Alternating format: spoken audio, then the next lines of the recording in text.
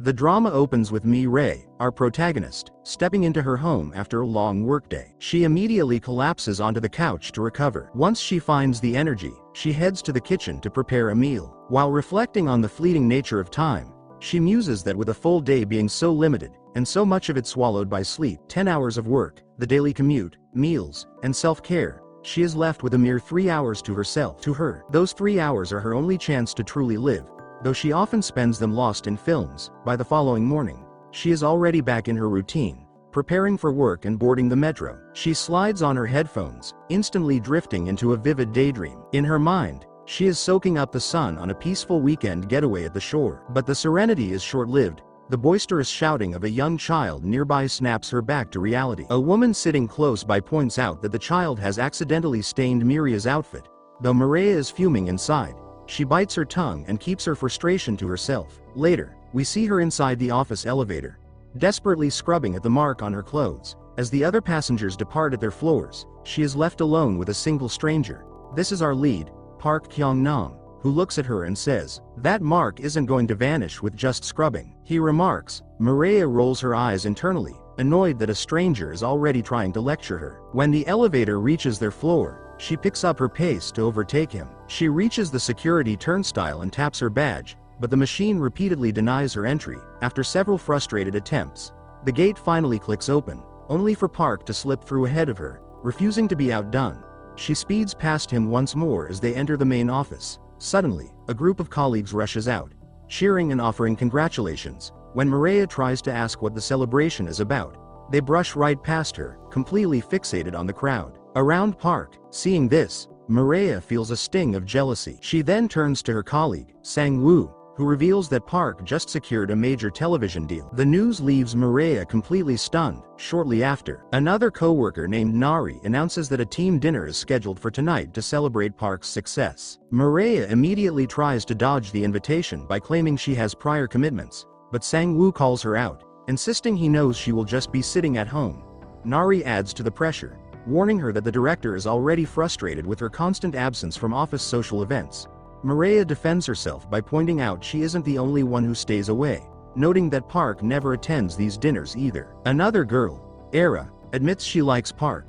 Mi-rae asks what exactly attracted her to him, and Era answers that she likes everything about him from top to bottom. Mi-rae warns her that she is still naive and says that even in extreme situations she should avoid office relationships. But Era points out that she never even mentioned dating. Mi-rae responds that she was only offering advice. At that moment Park sends a message with feedback on Team 2's story from the previous week, saying the main character lacks any real heroic traits and doesn't belong in a superhero plot. He adds that all the characters feel flat and the story itself is meaningless with nothing noteworthy about it. After reading at this, she shoots him an angry glare. Right then the director storms into the office shouting and tells producer Chan to stop. But Chan declares that he is quitting his job. Everyone is left shocked. As his co-workers try to hold him back, Mi-rae notices that Park shows no reaction at all to the chaos. He remains absorbed in his work with his headphones on. A moment later she receives a message from her friend Ji-yeon asking her to meet. In the next scene, Mi-rae meets up with Ji-yeon and the two of them head to At the mall, Ji-yeon starts browsing through clothes. Mi-rae asks if she really called her all the way there just to shop. Ji-yeon responds that she is not crazy and wouldn't call her that far for something so trivial. She explains that she actually wanted to ask what Mi-rae plans to wear to June's wedding. Hearing this, Mi-rae makes an awkward expression. Ji-yeon teases her and asks if she is planning to just send an envelope and come up with an excuse. Mi-rae insists she is not making excuses and says she is genuinely busy. Ji-yeon then tells her this is the perfect chance to dress up well and show a bit of wealth. Mi-rae questions where she would even get that wealth, and Ji-yeon replies that there is no harm in pretending. Ji-yeon suggests that they should simply dress well and make everyone jealous. So people assume Mi-rae has her life together and is earning a lot of money. It turns out the groom is Mi-rae's ex-boyfriend, and she says that so much time has passed since their breakup that there is no point in trying to make him jealous now. Ji-yeon picks out a dress for her and tells her to try it on. Later they are seen sitting in a restaurant having a meal. Ji-yeon tells her not to even think about returning the dress. Mi-rae responds by saying she talks as if she paid for it herself. Ji-yeon jokes that she is just a simple school teacher and if she had the money she would gladly pay. Ji-yeon asks her if she ever feels lonely or thinks about having a boyfriend. Mi-rae responds by asking if getting a boyfriend would increase her salary, then answers her own question by saying it would not. Instead, her expenses would only go up, and she is not foolish enough to invite trouble into her life. Ji-yeon suggests that she could find a boyfriend who earns well and matches her type. This catches Mi-rae's interest and she begins to listen more closely. Ji-yeon adds that it should be someone just like her, grumpy and stubborn. Mi-rae immediately thinks of only one person at the office who fits that description, Mr. Park, and she quickly rejects the idea out loud. She finishes by saying she wants a partner exactly like herself. Hearing this, Ji-yeon bursts into loud laughter. In the next scene, Mi-rae arrives home and lies down on the floor when she notices the shopping bag. She starts to cry and wonders why she bought such an expensive dress. She then covers herself with it and falls asleep on the floor. The following day at the office, everyone is talking about Chan leaving. Nari asks who will replace him. Sang-woo says it will likely be either Park or Mi-rae. Nari says Park would make sense but questions why Mi-rae would be chosen. Sang-woo responds that Mi-rae does not have much work and often remains free. That's why her name keeps coming up. Just then, Mi-rae walks into the office and everyone glances at her with curiosity. Park arrives shortly after and catches Mi-rae calling out. Nari and Sang-woo wave to him. Sang-woo comments that Park usually delivers better work than her, so the director is more likely to pick him. Nari points out that nothing is certain since the director can be unpredictable. Mi-rae feels a wave of worry.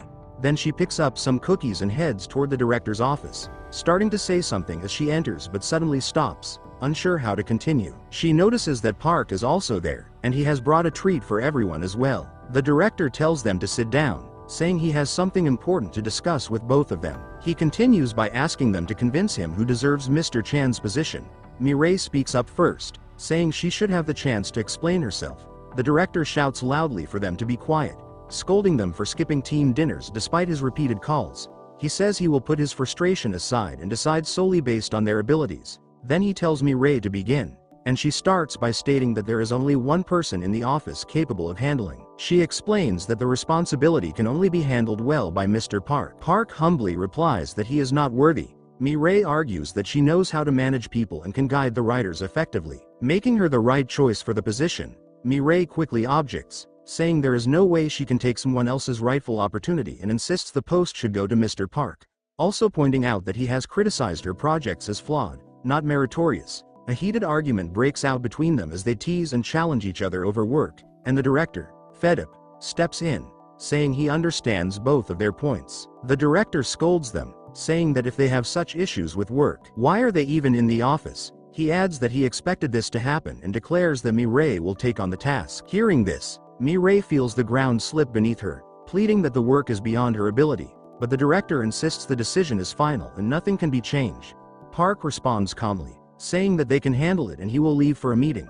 Mi-rae trudges back to her desk with a heavy heart, only to see Park relaxing comfortably in a massage chair. She then quietly sits down at her own desk, feeling dejected. The story shifts into a flashback from 3 years ago. After a long day at the office, Mi-rae returns home with only 3 hours of free time. Yet even at home her phone keeps ringing. The writer, Yoon Song, calls to nag her, and her boyfriend Ji-hoon reminds her that tomorrow is his birthday, asking her to leave the office a bit early and arrive at the hotel on time. The next day, she is busy talking to the writer while preparing cookies for Ji-hoon. But the constant nagging tires her and she falls asleep at the table. Meanwhile, Ji-hoon waits patiently at the hotel, repeatedly calling her, unaware that Mi-rae has dozed off. When Mi-rae finally opens her eyes, she notices 12 missed calls from Ji-hoon, and her cookies have been completely ruined. She quickly gets dressed and hurries to the hotel, just as she receives a message from Ji-hoon. Then the story returns to the present. Mi-rae is traveling home at night on a packed metro, being jostled from every direction. A woman loses her balance and grabs Mi-rae's hair as she stumbles, causing her to scream. The woman apologizes immediately, and feeling completely drained by the chaos around her, Mi-rae bursts into tears. The following day, Mi-rae attends Ji-hoon's wedding. Ji-yeon remarks, "I told you not to return the dress." But Mi-rae responds that she didn't feel like wearing it anyway and questions the point of dressing up. Their conversation continues when two girls approach and comment, "Look, she actually came like that," making Mi-rae feel embarrassed and disheartened. She thinks to herself that seeing a beautiful girlfriend with a sparkling engagement ring on Ji-hoon's finger feels like a sting. as if he has moved on without a second thought. And then she quietly leaves the party. Later that night, Mi-rae goes for a walk to clear her mind and get some fresh air. She tries to lift her mood with a walk, but then receives a message on her phone and immediately feels annoyed. It's from the writer, Yoon-song. She heads home, reads through the stories written by Yoon-song, and mutters that the writing has only gotten worse. She scrolls through social media to see people criticizing the writer as well. The next day at the office, Park notices that Mi-rae is sitting in his massage chair, and Mi-rae thinks to herself that just seeing his face makes her feel irritated. Park asks Mi-rae how much longer she will need, and she replies, "Just 5 more minutes." He sits across from her, checking his watch and counting every second, until Mi-rae, fed up, finally gets up. The moment Park sits back down, he feels a sharp poke and realizes it's a toy Mi-rae had placed there as a small act of revenge. Meanwhile, a girl approaches Mi-rae and tells her to collect all of writer Yoon-song's files from Mr. Park, forcing her to steel herself and go over. Park notices the toy and asks where it came from, and Mi-rae quickly responds that she has no idea. Then Mi-rae asks Park about the files, and he tells her to come back in 5 minutes. They meet in the conference room where Park explains everything to her. Afterward he sends the sauna's address to her phone, but she refuses, saying she doesn't need it and will only sleep after getting home. He replies, "Okay, no problem." Yet the moment she steps out the door, he sends the card 100 more times. Later at lunchtime, Sang-woo says, "This is your last lunch with us, so today's treat is on me." And they all head together, waiting for the lift. Just as the elevator doors open, everyone freezes. Yoon-song, the writer, is standing there, overloaded with bags and boxes. She says, "Mi-rae, we need to go over a lot of things, and I've even brought some lunch." Then firmly takes Mi-rae along with her. During lunch, Yoon-song talks non-stop, leaving Mi-rae completely drained. Once they start working, Mi-rae begins pointing out errors in the story. Yoon-song replies, "I'm not calling you stupid, you just don't understand my style." Frustrated, Mi-rae snaps back, "Fine. Then talk to the director, I'm quitting this work." Yoon-song reassures her, saying, "It's not like that. Working with me will help you learn too." After a while, a new man enters the room and introduces himself as Min Jun-young. He explains that he comes from D Company, which develops a dating app. Mi-rae asks the name of the platform, and he replies, "Boyfriendondemand," causing Mi-rae to burst out laughing. Yoon-song comments, "She reacts to romantic things just like this." After the meeting, Min Jun asks to speak with her privately and begins to say. Min Jun tells her, "I want you to use our platform for 1 month and then share your feedback." Mi-rae asks what exactly she would need to do, and he explains that since it's a dating platform, her opinion will be based on the dates she experiences. She clarifies that it will be a fake world with all the participants being simulated. He confirms but assures her that it will feel real, adding that since she isn't fond of romantic things, her perspective is especially valuable. He also mentions that she will be paid for this, and hearing the word, money, Mi-rae can't refuse. Later a box from D Company is delivered to her home. She opens the box and carefully follows the manual to learn how to use the device. Inside she finds a headset and a speaker that connects to her phone. Following the instructions, she places the headset on her head and turns it on. Immediately strange sensations flood her mind, and she faints, collapsing onto the sofa. Mi-rae has now entered another world. There she is dressed in a flowing white gown. She catches her reflection in a puddle of water on the ground. Realizing she is standing on the very beach she had always dreamed of visiting on weekends, Mi-rae feels a surge of happiness, and as she dips her hand into the water, it feels completely real. She notices a young man surfing in the sea, and suddenly a huge wave crashes over him, pulling him under, yet she can breathe effortlessly underwater. For Mi-rae, the experience is nothing short of magical. Colorful fish swim around her, and then she sees that the surfer is struggling. She swims quickly toward him and drags him onto the shore, wondering aloud what she should do next. As she studies him more closely, she realizes he looks exactly like a hero from a comic book. Just then, a voice echoes from the sky. "Congratulations, you're meeting your first date," the voice says, and the young man regains consciousness. Mi-rae asks him if he's okay, and suddenly she finds herself transported to a series of different worlds. Surrounded by large capsules, her eyes land on one that displays a woman with "manager" written on it. As she approaches, the woman suddenly extends her hand out of the capsule and places it on Mi-rae's shoulder, startling her. Mi-rae screams in fear and asks, "Who are you?" The woman replies, "I am your daily manager," the woman says, then types something on a nearby table, and a box emerges containing a ring. The manager places the ring in Mi-rae's hand and explains, "Everyone who comes here receives a ring like this. As long as you wear it, you'll be logged in, and the moment you take it off, you'll be logged out. Mi-rae asks nervously if she will be alright in the real world. And the manager reassures her. Yes, absolutely, in the real world. Mi-rae, lying in an awkward position, slips the ring onto her finger, and the manager says, alright, now it's time to go. Snapping her fingers as everything begins to spin. She moves the middle capsule closer and instructs Mi-rae to step inside. Mi-rae advances hesitantly, and the manager blows from behind, guiding her fully into the capsule. She finds herself back on the familiar beach, where a young man lies unconscious before her. Mi-rae tries to wake him, and suddenly he grasps her hand and asks, "Who are you?" leaving her completely startled. Frightened, she has no idea what to do. Then Mi-rae recalls the manager's instructions and quickly removes the ring, instantly returning to the real world.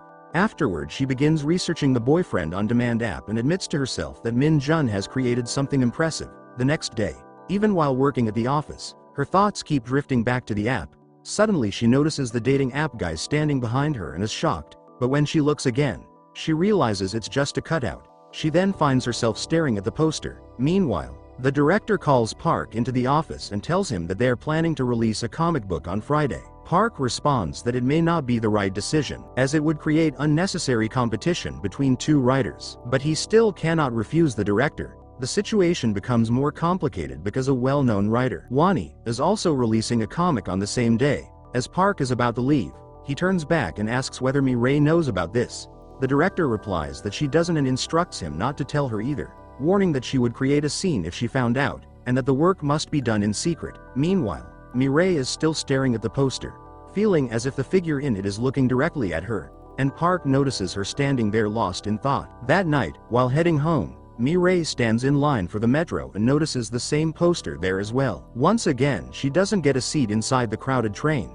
She glances at the phone of a girl sitting nearby and realizes she is reading that very same comic, which surprises her. The girl feels uncomfortable and quickly hides her screen. As Mi-rae looks around, she sees the posters plastered all over the metro walls.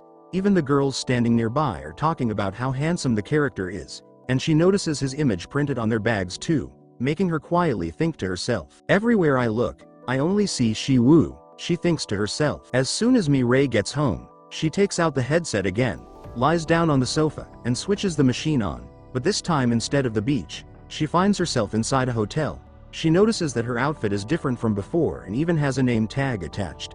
In her hand is a file, and when she opens it, she sees it as an approval request for a general manager. She walks into an office, and suddenly Siwoo appears right behind her, catching her off guard and startling her. Siwoo looks at her and says that an ordinary employee has taken his seat. Mi-rae tries to respond, but he cuts her off and tells her to leave. Confused and unable to understand what's happening, she walks away muttering, "Stubborn jerk." Under her breath, Siwoo hears this and immediately stops her, asking if they have met before. Mi-rae thinks to herself that he actually remembers. As he steps closer, her heart starts racing. He tells her that she's the same girl from the beach. She admits that it's her, and when he asks how she ended up here, she simply replies that she works there. He looks at her and says he finally found her, adding that ever since she saved him that day, he hasn't been able to forget her even for a moment.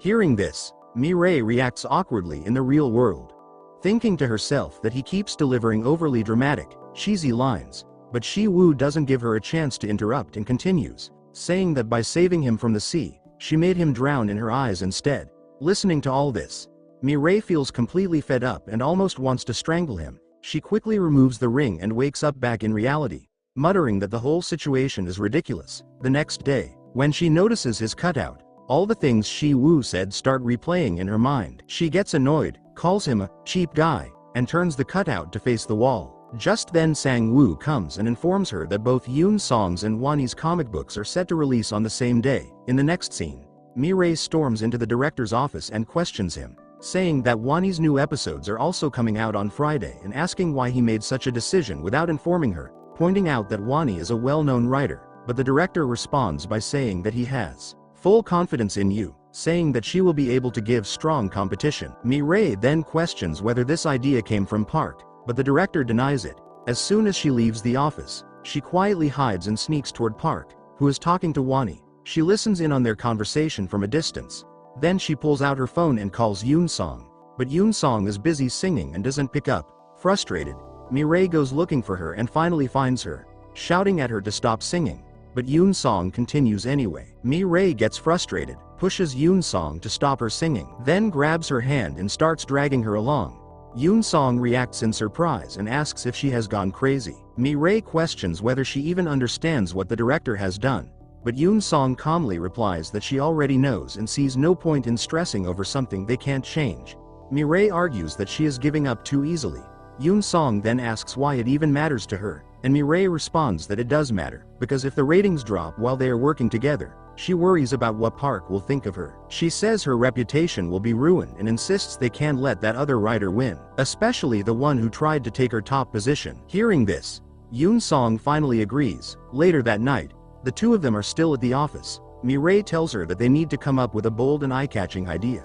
Yoon Song asks what new approach she should try, then holds her head, admitting she can't think of anything either. After a moment, she jokingly suggests killing off the main hero to shock the audience, but Mi-rae quickly shuts it down, saying this is no time for jokes. Yoon Song then asks, "Do you know why this story of mine became the most popular of all my works?" Mi-rae guesses, "Because you create handsome men that every girl swoons over." Yoon Song replies, "That's exactly the problem. I didn't even want to continue the story, but Ji-woo turned out to be so irresistibly handsome that I had no choice but to keep going. I don't want to write this story any further. Please. Only you can help me now." In the next scene, Mi-rae is walking down the street and notices Ji-woo's poster plastered on a shop gate, and she says, "You must be pleased now," she mutters, just then noticing two little girls nearby talking about their crushes. One says, "That fool isn't clearly saying yes or no," and the other replies, "Then just ask him if he likes you or not." Overhearing their conversation, Mi-rae gets an idea. She sprints down the street, reaches home, puts the headset on her head, and presses the button, instantly entering the hotel room where Ji-woo is standing before her. Mi-rae asks, "What's going on? Why did you call me here?" Looking at him, she can't help but think he's handsome and adds, "You're the manager here, right? Today is your last day. From tomorrow, you don't need to come in," he says, and Mi-rae is shocked, asking, "Are you firing me?" He replies, "Yes. I don't date people who work in the company. That's why I have to let you go." Mi-rae responds confidently, "Girls might be dying to date you, but I'm not like that. You'll have to work hard to win me over." Hearing this, he laughs, then stands up, steps closer to her, and says, "You really are different from the others. You want me to go crazy for you?" Mi-rae replies, "Yes, make me yours, but do it quickly. You don't have much time." He says, "Now, I won't fire you. I'll keep an eye on you." Then makes a call, instructing, "Transfer this girl to the secretary's office." He removes his coat and begins unbuttoning his tie and shirt. Mi-rae is still standing there as he adds, "You haven't left yet. My work here is done." Suddenly, a large bubble appears around her, transporting her to another location, and her clothes change along with the scenery. Just then, a car pulls up in front of her, and the driver opens the door, and Mi-rae gets into the car, noticing another woman already seated inside. The woman introduces herself as Choi Mi, the chief secretary to the general manager, explaining that she handles all his work. She adds that securing a secretary position at the company is not easy and requires a lot of effort. Even though Mi-rae got in because of the general manager, she still has to pass an interview to prove her capability. Then Choi Mi begins asking her questions, starting with, "What kind of food do you like the most?" She answers that she prefers non-vegetarian food, and Choi Mi notes it down. Then she asks what kind of date she would like to go on after getting a boyfriend. Mi-rae gets confused and questions what kind of interview this is. Then it suddenly clicks that these questions were prepared by Ji-woo. Just then Choi Mi receives a call from him and he adds a few more questions over the phone. After the call ends, Choi Mi takes Mi-rae to the boss's cabin. As she steps inside, Mi-rae is left stunned. The entire office is decorated with red flowers, and she looks around in surprise, asking what all of this is about. He explains that flowers are the easiest way to win a woman's heart. With a small smile, Mi-rae picks up a rose, walks toward him, and teasingly asks what he plans to do next. Hinting that he must have something more in mind, he tells her he's heading out and invites her to join him, which immediately lifts her mood. They go out for a meal, but Mi-rae remains unimpressed and questions if that's all he has prepared for her. In response, Ji-woo gives a signal to the chef, and within moments the table is covered with a wide spread of delicious food. He says he thought they should eat something before going on their date. Hearing this, Mi-rae excitedly rushes around like a child, tasting everything on the table. Afterward they head to a mall, where she asks why they came, and he explains that since she is going on a date with him, she should have proper clothes. After looking through many options, she picks out a purple dress that she really likes, Then he surprises her by gifting her a diamond necklace, making her feel extremely happy. Later he takes her to a grand mansion where both of them are dressed like royalty, and Mi-rae thinks to herself that she comes to the realization that this isn't just another predictable love story. In that moment she removes the ring, and soon after she is seen knocking on Yoon-song's door. When Yoon-song opens it, she questions why she is being disturbed so early. But Mi-rae, full of excitement, says she has finally figured things out. She walks inside and explains that she now knows how to handle Siwoo, saying they need to begin his story all over again from the start. She reminds Yoon-song that Siwoo was designed to be incredibly handsome and capable of fulfilling every girl's desires.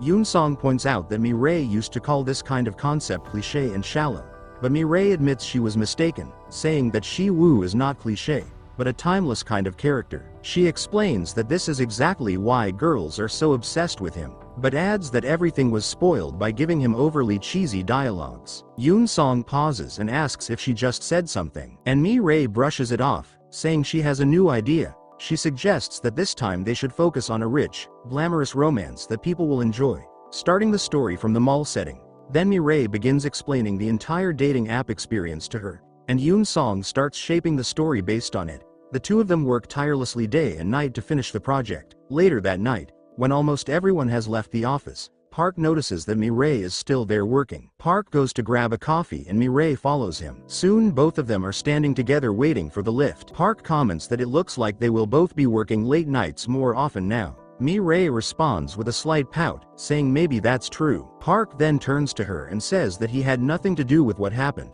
She questions why he feels the need to explain himself, and he replies that it seems like she is upset with him. She denies it and says it's nothing like that. Then she steps into the lift. Noticing that Park is holding 2 cups of coffee, she remarks that it seems like he will be staying very late, but he clarifies that one of the coffees is for him to drink on the way home. Mi-rae points out that once the ice melts, the coffee will lose its taste, and he casually replies that he'll leave before that happens. Just then the lift doors open, and Mi-rae quickly rushes out ahead of him and returns to her desk. Sometime later, Park wraps up his work and leaves the office, but Mi-rae is still stuck finishing hers. She spends nearly an hour staring at the screen, and the moment the comic finally gets uploaded, she completes everything and heads home. Once there, she feels extremely nervous, but after gathering some courage, she checks her phone, only to discover that her story is trending at number 1, and she lets out a loud scream of excitement. Overjoyed, Mi-rae starts dancing to celebrate her success. The next day she makes a stylish entrance at the office, and everyone applauds to welcome her. She throws Park a proud glance while even the director joins in the clapping. First she straightens the cutout at her desk,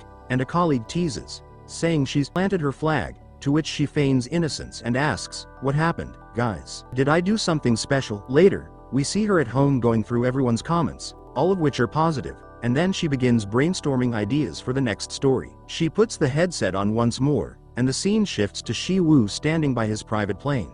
Just then a Lamborghini pulls up and stops, and Mi-rae steps out. She asks, "Was a private jet really necessary just for dinner?" He smirks and replies, "And now you're complaining about this too. Anyway, why are you late?"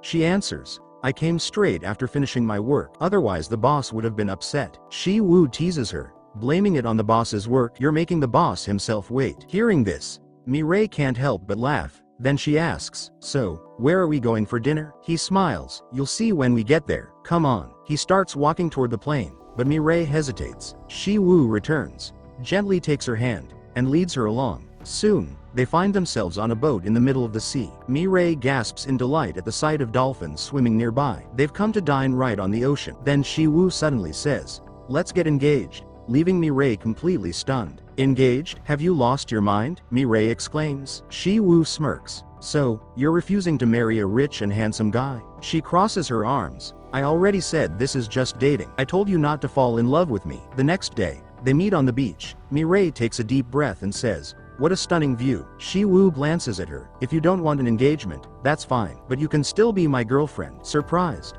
she pauses. He adds softly, "This is the first time I've ever asked something from anyone." Mi-rae smiles, and he begins too. Fixing her hair, Siwoo steps closer and kisses her. Mi-rae feels it even in real life. Then he pulls a small gift from his pocket, a box containing a ring. Mi-rae's heart races as she sees it. Siwoo drops to one knee and says, "I'm giving this ring to my girlfriend. It's not an engagement ring, so don't refuse." Surprised, she watches as he gently kisses her hand. Just as he is about to slide the ring onto her finger, he freezes. A notification appears above his head. Your 50 hours of dating are complete. Then an error starts blinking. Mi-rae had savored the moment, but her dream remained incomplete. Suddenly, she wakes up in the real world and pulls out the manual from the box. It clearly states that each character can only be dated for 50 hours. Overcome with frustration, she bursts into tears. The next day at the office, Mi-rae is lost in her thoughts, unable to stop thinking about Siwoo. Later, she meets Min-jun at a restaurant. He asks, "How was your experience?" She replies that it was enjoyable. Min-jun then questions, "Then why did you submit your review before the full time?" She responds, "This amount of time was enough to understand the app. Besides, after him, I don't want to try any other character." Min-jun nods in acknowledgement. There are still 899 guys left. How can you be sure Siwoo is the best? Skipping the others might make you regret it later, Min-jun warns. Mi-rae stays quiet, lost in thought. That evening, while watching a romantic film at home, she feels a sudden curiosity. Maybe she should experience it herself. She glances at the headset and mutters, "It's a 1-month free trial. Why not? Who refuses free stuff?" She puts the headset back on. In a flash, the manager appears before her, snapping fingers to summon a shimmering bubble. "What's on your mind?" the manager asks. She hesitates. "I need a moment." Before she can react, the manager firmly grips her shoulders and nudges her into the shimmering bubble. In the next instant, Mi-rae finds herself on a street where everything is bathed in pink. People's clothes, the leaves on the trees, even the air seems tinted. A single leaf drifts down and lands on her shoulder, and a young man gently picks it up. This is Mi-rae's new date, Yooseonho. As their eyes meet, they both become completely absorbed in each other. Suddenly, a girl named Won appears, and Yooseonho quickly apologizes to Mi-rae. "Sorry, you look just like her." From behind, Yooseonho walks away with Won, leaving Mi-rae feeling disappointed. She thinks to herself, "Wasn't that him?" Just then, a girl comes running toward her, calling her name. The system identifies the girl as Suji, a school friend. Suji exclaims, "The campus is huge. I got lost. Come on, let's go." Mi-rae asks, "Where are we going?" Suji replies, "Aren't we supposed to explore the campus today?" With that, she grabs Mi-rae's hand and pulls her along. As they walk, Mi-rae notices a welcome board for freshmen and thinks happily, "Is this my first year of college?" She catches sight of her reflection in a mirror and is momentarily surprised. A voice from behind shouts, "Look, new students." Mi-rae turns to see 2 pranksters loitering nearby. One of them starts dancing, winks at her, and makes goofy gestures. Brushing it off, Mi-rae and Suji keep moving. Soon, Mi-rae spots several stalls ahead, but one has an exceptionally long line. She asks, "Why is everyone standing here?" Suji replies that people are lining up to buy tickets for the condo club match. But Mi-rae heard that all the tickets were already sold out. Maybe people were hoping to grab cancelled tickets. She checks her pocket and, to her surprise, finds 2 tickets already in her hand. Suji snatches them, exclaiming, "Where did you get these?" And without even standing in line, Mi-rae laughs. "Then let's go." She grabs Suji's hand and pulls her along. Soon, they're seated in the stadium. Just then, a guy dressed in black walks in, and all the girls erupt in screams. Everyone is shouting that Hans will win. The game begins. Within minutes, Team Hans is announced the winner. Mi-rae's excitement spikes as she spots him. He slowly lifts his mask, and the crowd of girls erupts into screams. Mi-rae is stunned. It's the same guy she had encountered before. Yooseonho ignores everyone else, keeping his eyes locked on her. Suddenly, the scene around her vanishes, replaced by a system alert. "Congratulations, you're meeting your second date." Mi-rae smiles and whispers to herself, "I knew it was you." Later, as she fills out a form, a girl glances at her and says, "You're joining the club just because of Yooseonho, aren't you?" Mi-rae chuckles. "Right?" Suji interjects, "No, come on, tell the truth. We all joined the club for that reason too. You want to be friends with him, don't you?" Hearing this, both Mi-rae and Suji can't help but smile, though they try to act indifferent. Suddenly, the girl's expression turns serious. "Remember, you 2 are behind us in line," she warns. Mi-rae, curious, asks, "Is Yooseonho really that popular?" The girl nods. "There's something about him. Every girl in college wishes he'd never graduate. Thank goodness architecture is a 5-year course." Suji gasps. "He's studying architecture, so he's not just handsome, he's smart too." Mi-rae thinks to herself, "The guy everyone's crazy about will be mine." Grinning, she begins filling out the form. In the self-introduction section, she writes, "I'm Mi-rae, new to college, and excited to meet you all," then bursts into laughter. Everyone around her stares in confusion. Suddenly, bubbles appear, transporting her to a room where other girls are already seated. Won greets everyone warmly, holding a wooden sword in her hand. Mi-rae recalls, This is the same girl who had snatched her date away before. Suji whispers, "Wow. Look at the club president, she's stunning." Just then, a pink bird swoops in through the window. The bird soars through the air, holding a colorful leaf in its beak. Won announces, "Who's going to step up first?" Mi-rae instinctively reaches out to catch the leaf. Won exclaims, "Wow, perfect, come forward." Mi-rae is momentarily confused, having not fully listened to her words. She hesitates, looking around, but suddenly her body moves forward on its own. Won hands her a wooden sword and says, "I need someone to train her." All eyes turn to Yooseonho, and she thinks, "You'll be the one. They've all come just to watch you," Yooseonho says as he steps onto the field. They exchange greetings, and he asks, "Have you ever used a sword before?" Mi-rae shakes her head, "Never." Yooseonho patiently demonstrates how to hold the sword, position her front foot, and execute a proper strike. Standing a short distance away, he prompts, "Now, give it a try." Mi-rae swings, and in an instant, the sword lands mere inches from his head. Both freeze in disbelief. Mi-rae's thoughts race. How on earth did that happen? "You can't even hold a glass of water steadily," Yooseonho teases. "But you've got real athletic talent. Let's try again."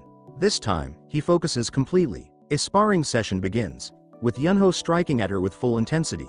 Yet Mi-rae parries and blocks each attack with the skill of an experienced swordswoman. Yooseonho is left speechless, impressed by her unexpected prowess. Won cheers for Mi-rae, though the other girls look on enviously. Stepping closer, Yooseonho says, "I hope we meet again," and they share a warm smile. Once the practice ends, Yooseonho starts to walk away, and Mi-rae hurries after him, calling out, "Where are you going?" He glances back and replies, "To the library. Did you need something?" Mi-rae nervously asks, "Will you have lunch with me?" Yooseonho shakes his head with a small smile. "Aren't you rushing things? Let's get to know each other properly first. We'll meet later." With that, he continues on his way, leaving Mi-rae stunned by his response. Just then, Won appears and invites Yooseonho for lunch, and the two happily leave together, leaving Mi-rae standing there with a long, disappointed face. Later, she confides to the manager, "But he was supposed to be crazy about me." The manager asks, "Why would that even happen?" Mi-rae asks. The manager smiles and replies, "Because he's your boyfriend on demand." She adds playfully, "You didn't really expect all 900 guys to fall head over heels for you right away, did you?" Mi-rae hesitates. "Well, Siwoo did seem completely taken from the start." The manager chuckles, "That's exactly how we programmed him from the beginning, silly." She laughs softly at Mi-rae and continues, "And you're not imagining yourself as some kind of princess, are you?" Mi-rae bites her lip. "So, does that mean Yooseonho might not actually love me?" The manager replies, "We'll have to wait and see. Some guys are tough to handle, while others are genuinely kind." Mi-rae sighs, "If I'm expected to put in this much effort here too, what's the point?" The manager chuckles, "Do you want me to show you another guy?" Mi-rae shakes her head, "No, give me a moment to think." The manager urges, "Hurry up, your time is limited." After pausing to decide, Mi-rae takes off the ring so that the time stops counting. The next morning at the office, Mi-rae lounges in the massage chair. Park dims the lights so she can relax, and just then, Sang-woo walks in, switches on the lights, and starts making coffee. He tells Park, this time, she's done something incredible. Park calmly replies, "I already knew she would." Sang-woo then asks if shifting the comics release to Friday was his idea, but Park denies it. Sang-woo mentions that Mi-rae believes it was him, and Park responds that she probably thinks that way because she doesn't like him. Just then, Mi-rae's phone rings, waking her up. In the next moment, she heads to the director's office, where he informs her that the writer has requested a 2-day leave. Without hesitation, Mi-rae agrees, saying the writer deserves it after working so hard, but the director responds, "You've worked hard too, good job," the director says. Hearing this, Mi-rae smiles with satisfaction. Later, she invites Ji-yeon over to her place for a small celebration, making sure to hide the headset behind the curtain so her friend doesn't discover it. In the next scene, Mi-rae asks Ji-yeon, "If you could be 20 again, what's something you'd do that you never got to before?" Ji-yeon looks curious and asks why, then turns the question back on her. Mi-rae replies that she would completely change her life. Ji-yeon asks what she means by that, and Mi-rae explains that if she liked someone, she would go straight to them and confess without hesitation, instead of holding back. Hearing this, Ji-yeon bursts out laughing and says it seems like Mi-rae has forgotten her past, reminding her that when she was 20, she was exactly the same and even made Ji-yooni her boyfriend, though in reality he had feelings for someone else. Hearing this, Mi-rae smiles and admits she's right, but wonders what changed in her over time. Ji-yeon replies that she became different after that relationship. Later, Mi-rae thinks to herself that winning Yooseonho won't be easy, but she refuses to give up. In the next scene, Yooseonho is focused on studying in class while Mi-rae keeps watching him. Once the lecture ends, she goes and sits beside him, trying different ways to get his attention. But Yooseonho continues to ignore her. Then she playfully brushes her hair against him, hoping to finally get a reaction. Finally, Yooseonho has had enough and calmly tells Mi-rae to focus on the lecture instead. Once class ends, he heads to training, and Mi-rae follows him there as well. She starts playing around with things until Yooseonho approaches her and suggests they practice. When she struggles to tie her uniform, he steps closer and helps her, pulling her gently as he fixes it. Even in real life, Mi-rae feels shy, her cheeks turning red at the closeness. Then Yooseonho tells her not to go easy on him this time like before, and the scene shifts after their sparring session. After the match, Mi-rae is completely fine while Yooseonho looks exhausted and worn out. Just then Won walks in and asks if they were sparring. Mi-rae casually replies that Yooseonho was the one who insisted. Won then asks about the result. Yooseonho recalls the match and both of them fall silent. Won reacts in disbelief, saying she can't believe he lost to her. After that, Yooseonho quietly leaves. Later, at a party, Mi-rae is seen mixing drinks like a bartender. When Yooseonho arrives and stands next to Won, seeing them together makes Mi-rae feel a hint of jealousy. Won compliments her, saying she's great at sports, and Mi-rae shyly brushes it off, saying it's nothing special. Yooseonho responds that she shouldn't act so modest because it sounds fake. Hearing this, she suddenly asks if he hates her, which shocks everyone around them. Yooseonho calmly replies that he doesn't hate anyone and apologizes if she felt that way. After that, Mi-rae gets up, walks over to him, and pours a drink into his glass. Then in front of everyone, she boldly says that she likes him. Yooseonho leans in and quietly tells her that they've only just met and she doesn't really know him. After hearing that, Mi-rae quietly returns to her seat. Once the party wraps up and everyone heads home, Yooseonho starts walking away. With Mi-rae trailing behind him, he suddenly stops, turns around, and asks where she's headed. She says she's going back to campus and asks about him. He replies that he's on his way to the library to finish a project, then adds that if she's going the same way, she should walk next to him because following from behind makes it feel like she's stalking him, which is exactly what Mi-rae was hoping for. Gathering some courage, she asks if he likes that other girl, catching him by surprise, so she quickly shifts the topic. Just as rain begins to fall, Mi-rae pulls off her jacket and holds it over their heads as they run together. Yooseonho loses his footing and slips, ending up completely soaked. Seeing what happened, they both burst into loud laughter. Soon after, they take shelter under a covered spot. Mi-rae looks at him and says, "You're drenched. How are you going to finish your assignment now?" He answers, "I've got dry clothes in my bag." Just then Mi-rae notices a laundry room sign. Gesturing toward it, she says, "Your clothes can dry in there." In the following scene, Yooseonho has already changed his clothes. He suggests to Mi-rae, "You should get changed too." But she shakes her head and says, "I'd rather stay here with you." That makes him laugh. Yooseonho rises and moves closer to her, softly brushing her hair as he says, "You should dry your hair." He then adds that Won is not his girlfriend. After that, he gives her a towel and says, "I'm heading to the library." The following day at the office, Mi-rae finds herself seeing Yooseonho everywhere. She heads back to the game where he is studying, and Mi-rae just keeps glancing at him. Yooseonho notices and closes his books, picking up his bag before walking over to Mi-rae's desk. He says, "Come on, let's go get something to eat." Hearing this, Mi-rae feels a surge of happiness. They chat a lot while eating, and over time, a strong friendship begins to grow between them.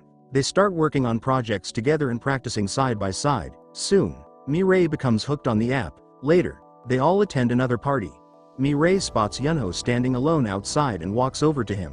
Yooseonho asks, "Can I ask you something?" She replies, "Yes," and he looks at her and says, "Am I still just a friend to you?" The scene changes, showing Mi-rae and Park attending a team dinner together for the first time. As she gets ready to leave, rain suddenly begins to fall. Park comes over and stands next to her. She asks why he decided to come this time, and he casually replies that he had nothing else to do at home. Then he asks if she is heading back home. She pauses before saying no. He follows up by asking if she is going to the office instead, which makes her wonder if he thinks her life only revolves around those two places. Then, with a slightly unsure tone, she says, "I'm going on a date," and her answer leaves Park visibly stunned. Then he pulls out his umbrella and begins to walk away. Before leaving, he turns back and says, "Your date will probably come to pick you up anyway." And then he walks off, left alone. She mutters to herself, "Idiot, why did I lie to him?" Then she places her bag over her head and starts running through the rain. When she gets home, She checks her phone and sees photos of her ex-boyfriend's engagement and wedding in her group chat. Seeing those images makes Mi-rae feel down. She then checks the ring and realizes she only has 4 days of subscription remaining. In the next scene, Mi-rae is sitting on a bus, surrounded by students. All the students are heading out on a school trip, but Mi-rae seems distracted while everyone else is enjoying themselves. Yooseonho notices and comes to sit beside her, asking, "Did something happen?" She shakes her head, and Yooseonho gently rests her head on his shoulder, causing her to fall asleep almost instantly. The bus eventually stops outside a building, and when Mi-rae wakes up, she realizes they're the only two left on the bus. They begin walking together, and just then, Mi-rae points at the sky, saying, "Look, a shooting star." Yooseonho smiles and asks, "Do you want to see it up close?" They begin walking toward the forest, and after a short while, they come across a stunning view, bringing a smile back to Mi-rae's face. She turns to Yooseonho and asks, "Do you like me now, or are you still unsure?" He looks at her and smiles. Then she hesitantly asks, "If you marry someone else, will you forget me?" He gently replies, "I will remember you. Maybe you won't be in my heart, but you will stay in my memories." She presses further, "Which memories of me will you keep, the beginning ones or the later ones?" He answers, "I will remember both," and they share a warm smile together. They gaze at each other, and Mi-rae says, "For me, this is enough." Yooseonho leans in as if to kiss her but suddenly stops. Just then a notification pops up. "Miss Mi-rae, your 1-month free trial of Boyfriend on Demand has ended." She opens her eyes to reality, checks the headset, and sees that the trial period has expired. Overwhelmed, Mi-rae begins to cry. The next day during an office meeting, she is still lost in thoughts about Yooseonho, and when the meeting concludes, the director announces, "I have carefully formed the teams, and the romantic genre will be handled by Mi-rae and Park." Hearing this, they both freeze in surprise. Later at the office dinner, Sang-woo notices Mi-rae's gloomy mood and asks, "Why do you seem so down these days?" Nira chimes in, "You must be feeling lonely. How about I arrange a blind date with a friend of mine? Here, let me show you his picture." As she's about to show it, another colleague glances at the photo, and Mi-rae leans in to see as well. Just then Park remarks, "But isn't she already seeing someone?" which leaves everyone stunned. Mi-rae quickly replies, "That's not true," but Park counters, "You said you were going on a date last time we met," creating an awkward moment. She quickly explains, "My friend introduced me to a guy, but I only met him once." Then she adds, "I didn't mention it before because nothing ever came of it." Nira teases, "So you'll go on the blind date with him, right?" But Mi-rae shakes her head, "I don't want to go on any date." After dinner, everyone leaves, leaving only Mi-rae and Park. Since Mi-rae can't get a taxi, he suggests, "Let's walk for a bit, maybe we'll find one." Then he asks gently, "You weren't upset by what I said earlier, were you?" "I shouldn't have said that, I feel bad." Mi-rae replies, "It's okay, you're mistaken." She thinks to herself that after messing everything up, he's only now realizing it. Park adds, "Soon we'll be working together." Mi-rae responds, "If you want a different partner, you can speak to Sir." But Park insists, "I know you don't want to work with me." Leaving Mi-rae shocked, she hurriedly says, "No, it's nothing like that." Later, Mi-rae returns home, and she receives a call from Ji-yeon, who reminds her, "You haven't forgotten tomorrow's plan, have you?" It's Young's housewarming party. Mi-rae realizes she had completely forgotten, and in the next scene, she goes out shopping. She notices a long line of girls gathered in one spot, and asks one of them what it's for. The girl explains, "This line is to try Boyfriend on Demand." Mi-rae is astonished at how obsessed everyone seems with the app. Just then, Min-jun arrives to see her and asks, "So you're enjoying Boyfriend on Demand, right?" But Mi-rae replies, "I don't use it anymore. I only tried it for a month." He responds, "I thought you must have taken a subscription," and Mi-rae says, "I'm busy with work, so I don't have time." Mi-rae says. Min-jun suggests, "Well, now that you're here, take a look around and refresh your memories." But Mi-rae makes an excuse and quickly leaves. Soon after, she gets a call from Ji-yeon, who says, "I have something important to tell you. Don't get upset, but a friend of Young's is coming over, and your date is set with him." Mi-rae stays silent, and Ji-yeon continues, "We thought we'd tell you once you arrived, but we can't take the risk. What if you showed up in pajamas and a t-shirt?" She looks at herself and realizes she's still wearing the same outfit. Mi-rae listens as Ji-yeon continues, "You're not mad at me, are you?" She replies, "No, you did the right thing." The next day, everyone waits for her, and Mi-rae arrives wearing a pink dress that fits her perfectly. They all eat together, enjoy drinks, and play many games. Everyone seems to really like the guy too. When the party winds down, he asks Mi-rae, "How about we meet on the weekend for lunch or dinner?" She responds, Let me check my schedule and get back to you, but he insists. Please check now. I don't like postponing things. He insists, but Mi-rae replies, I'll let you know once I'm home. He pushes further. Didn't you like me? It's better to tell me now than regret it later. Mi-rae responds calmly. I enjoyed our time together, but beyond this, I'll go alone, and walks away. Later, she goes to a restaurant, eats heartily, and drinks quite a bit, then waits for a taxi, only to freeze when she spots Yooseonho across the street. Instinctively she runs toward him saying, I'm coming to meet you, and after a moment, she realizes with a sinking feeling that it's just a poster. Later, she gets home and looks at the subscription fee, and the amount shocks her. She snaps her laptop shut in frustration, muttering, have they gone mad? Then she realizes that adding up the cost of the parlor, meals, and gifts would have been even higher, and in reality, finding guys better than these is nearly impossible. After thinking it through, she decides to go ahead with the subscription and slips the ring onto her finger. In the following scene, Mi-rae meets the manager and asks, so, where are we? The manager explains, this is your home in this world, a reward for the loyalty you showed by taking the subscription. Then the house door opens, and the manager tells her that any gift she receives in this world will appear here. Snapping her fingers, a capsule materializes in front of her. She says, go on, enjoy your date.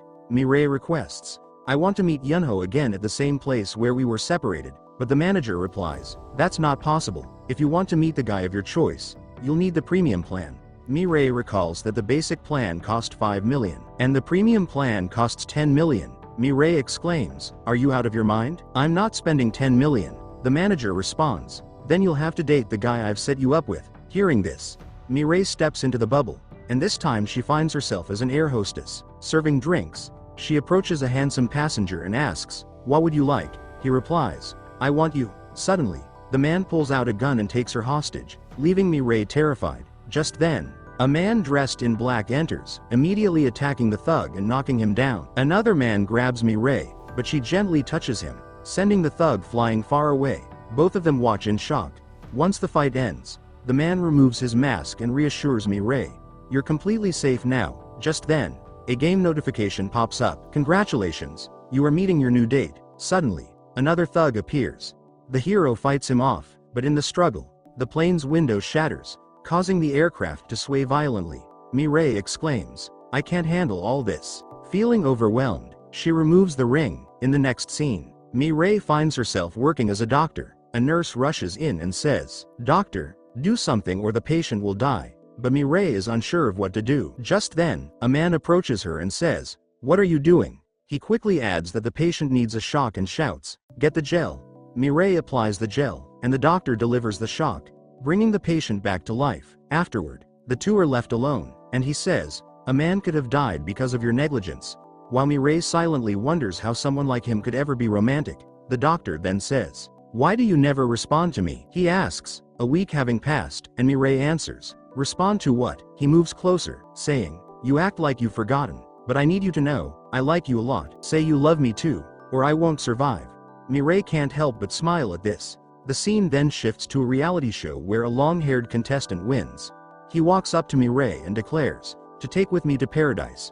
I choose Miss Mi-rae. In the next scene, Mi-rae becomes a princess, and when a man dressed in black arrives to steal, she instantly falls for him the moment he removes his mask. In another moment, she turns into a celebrity and develops feelings for her bodyguard. She experiences life with many different men, sometimes living as a superstar, and other times being just another face in the crowd admiring one. In this world, she feels completely happy and fulfilled. The next day, back in reality at the office, a colleague talks about her recent date and says, I don't know if he'll want to see me again. Mi-rae responds, you should message him. Just message him directly and ask. She adds, Sang-woo teases. And who is giving relationship advice now? Mi-rae grabs the phone from her hand and sends the message herself. While Park watches the whole thing, soon, a reply comes, and their next date is set for Saturday.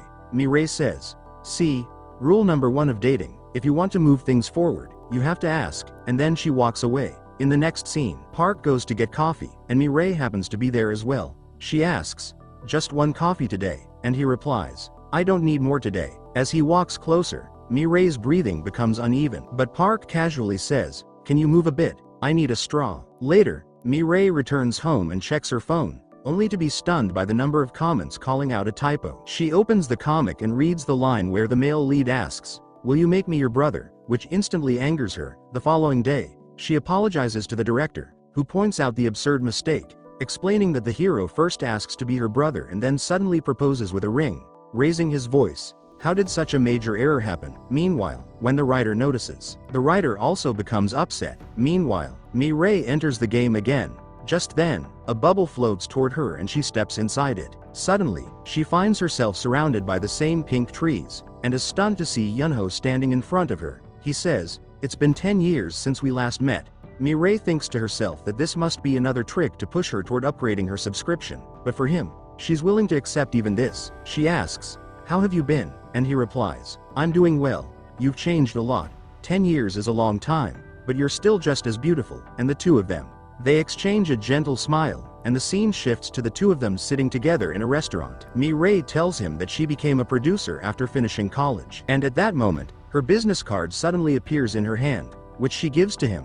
Yooseonho shares that he started a company with a few of his college friends after graduating. They spend a long time reminiscing about their college days, but gradually, the mood becomes more serious. Yooseonho confesses that when Mi-rae suddenly left college, it was a really hard time for him, and he asks what actually happened back then. Mi-rae pauses to think. After a brief pause, she says she had her own reasons. Yooseonho responds that she should have at least stayed in touch. Mi-rae apologizes for leaving without telling him. After dinner, Yooseonho takes her to show his office building and asks if she will come there to meet him again. She agrees, and then returns to the real world feeling happy about their date. She keeps thinking about Yooseonho, and at that very moment, she receives a call from him, which completely surprises her. Later, she reads the manual and realizes that her date can also call and message her in the real world, something she finds hard to believe, and she continues the call. The two of them end up talking for a long time, sharing their likes and dislikes, and Mi-rae mentions that she really enjoys horror movies.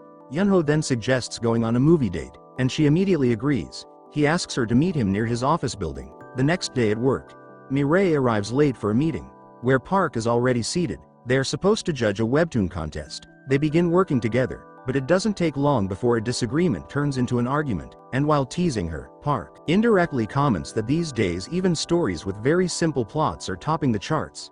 Mi-rae stays silent because she understands he is referring to Young. Later, she invites her colleagues to join her for lunch, but everyone is busy, leaving her with no choice but to go with Park even though she doesn't want to. During lunch, Park asks about her likes and dislikes, and through their conversation, he realizes that neither of them is particularly interested in romance, and Mi-rae can't help but wish the time would pass quickly so she can get rid of Park. After work that evening, she makes her way to the metro, where Yooseonho is already waiting. They head to the cinema together, and Yooseonho playfully feeds her popcorn, making the experience truly enjoyable. Once the movie ends, he takes her to his office, and since it's a quiet Sunday, the entire building is empty. Mi-rae walks through the office slowly, observing everything, and then they move to the rooftop to enjoy some fresh air. Yooseonho asks if she might vanish like she did before, and Mi-rae looks at him and says firmly, "This time I'm staying." After that, she constantly messages Yooseonho, even sneaking texts during office meetings, which Park notices. Any free time after work is spent with him, whether it's going out for dinner or meeting at the library.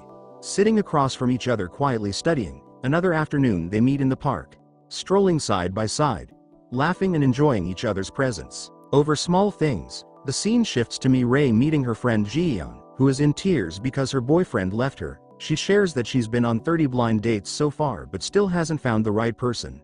Ji-yeon wonders if a perfect match even exists. Afterward, Mi-rae goes out and calls Yooseonho, asking, "Do you think everyone has a perfect match?"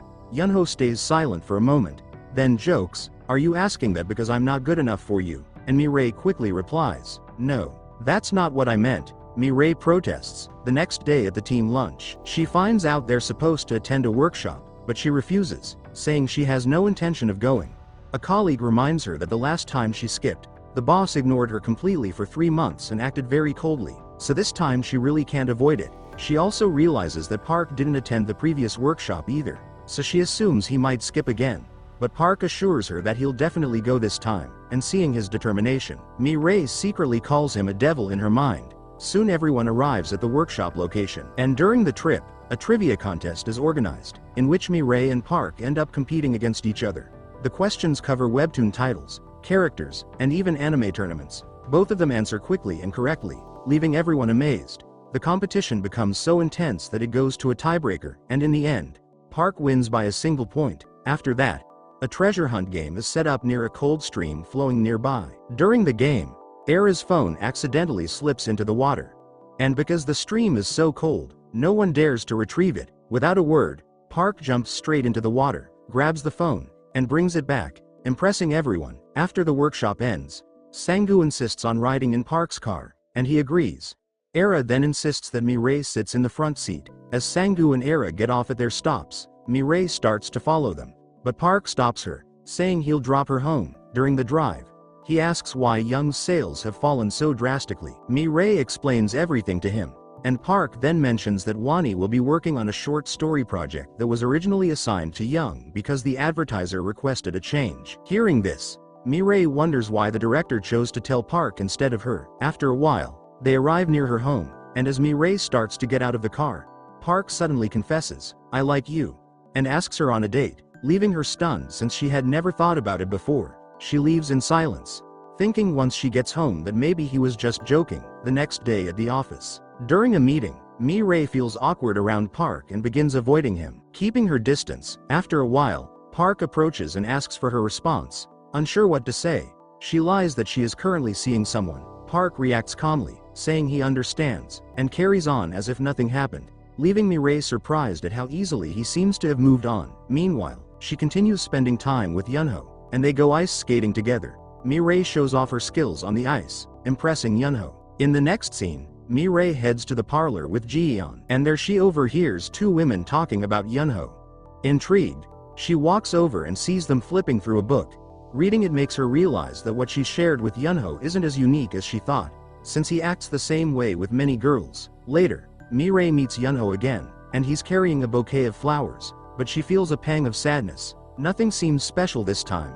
Later, Yooseonho checks if she's alright, and Mi-rae says she's fine, though inside she realizes that everything he does follows the same pattern. Everything feels prescripted, and Mi-rae realizes she can't enjoy her time with Yooseonho anymore. She begins to leave, and Yooseonho quickly follows, asking if he did something wrong, but Mi-rae calmly tells him that he hasn't. The issue is that she herself has changed. She also promises that she won't disappear without telling him this time. She thanks him for everything and then removes the ring. In the next scene, Mi-rae contemplates canceling her subscription. Suddenly, her manager shows up, and Mi-rae asks how many girls Yooseonho is currently dating through the app. The manager tells her he's connected with 12,000 girls at the same time, and that number keeps rising. The manager then explains that users can create a personalized boyfriend just for themselves. In the next scene, Mi-rae is asked to complete an extensive survey with questions about her ideal partner. She answers everything truthfully, and after some time, the system announces, "Optimization complete. Your new character is ready." In the next scene,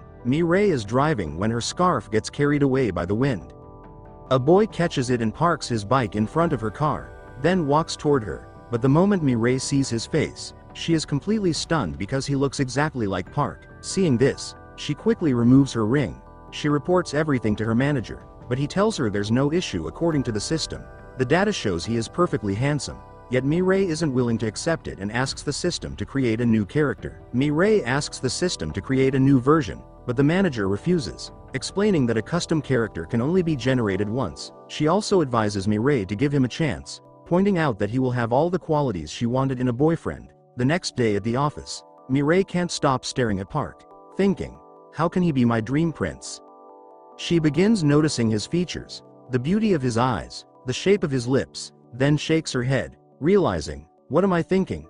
Park notices her odd behavior too. After much deliberation, Mi-rae finally decides to give Go Young-il a chance and returns to the same scene. Her car breaks down, and Young-il tells Mi-rae that the engine is completely destroyed, offering to give her a ride. In that moment, Mi-rae remembers a question from the survey about her perfect first romantic encounter, where she had imagined meeting a carefree man on a trip, just like in a movie, and now that exact moment is happening in real life. As she mounts the bike, Mi-rae can't help but feel how surreal it is, sitting behind a man who looks just like her office colleague, yet somehow seems entirely different. The strange part is that everything feels surprisingly natural. Leaning against his back feels completely at ease. Then Young-il takes Mi-rae to a club since she doesn't know where she wants to go. When he asks, she explains that she just broke up and that her ex was seeing 12,000 girls at once. Young-il is equally stunned.